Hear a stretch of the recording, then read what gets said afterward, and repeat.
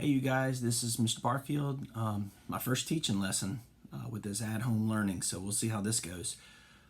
We are now starting something, I call it new, but I know you've done this before. For sixth grade, our new skill that we're practicing here is volume. So we're moving from, if you remember, it feels like forever ago, we went from area with two-dimensional figures, and we were trying to figure out how many squares it takes to cover that figure. Now we're doing volume, which is with three-dimensional figures. So our shapes are only pretty much going to consist in volume of mainly rectangular prisms. And of course, with rectangular prisms, there are 6 faces.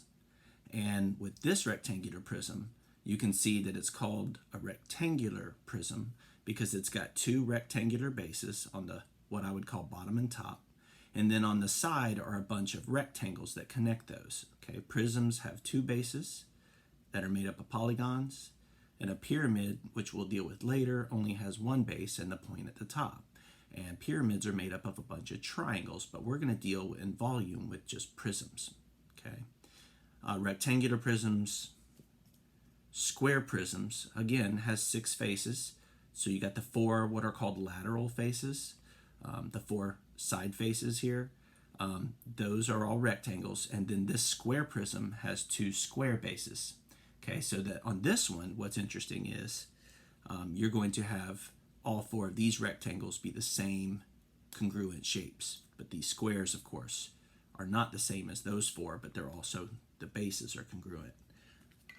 The one that you're also familiar with, you can see it written on the bottom here, cube, and a cube is a prism where all 6 faces are the perfect square. So all of them are the same. Here's where you can do a nice shortcut.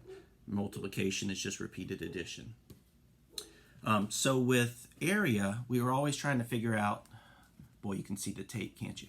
How many squares go here, okay, if this was a rectangle. Whereas for volume, what we're going to do is look at not just the 2 dimensions here and here, but we're also going to look at this 3rd dimension that goes back this way. So it gives you a depth too. And depth and length are many times used where you can use either one. You could use length or depth. So you got your length or depth, your width, and your height. There are 3 dimensions. So for this figure, to find out volume, what we're really doing instead of squares is we're using 3-dimensional units. So they're called cubic units. So you can see that this one little unit, this cubic unit, see it's in the shape of a cube, is and it really is, a 1 centimeter on the width, 1 centimeter length going back, and a 1 centimeter height going up and down. So 1 times 1 times 1 equals 1. This is 1 cubic centimeter. How many of these will it take to fill this entire shape up? How much space does this shape occupy? So what you would do is you could literally stack them and then count them and pull them apart. I've taped them up. Or of course, what we're going to do is use the measurements. So we would count how many it goes across, how many it goes back, and how many it goes up. And then you would just multiply the width times the length times the height. Usually you'll see it as length times width times height. That's what we're going to be doing. And I'm going to show you on my new classroom whiteboard.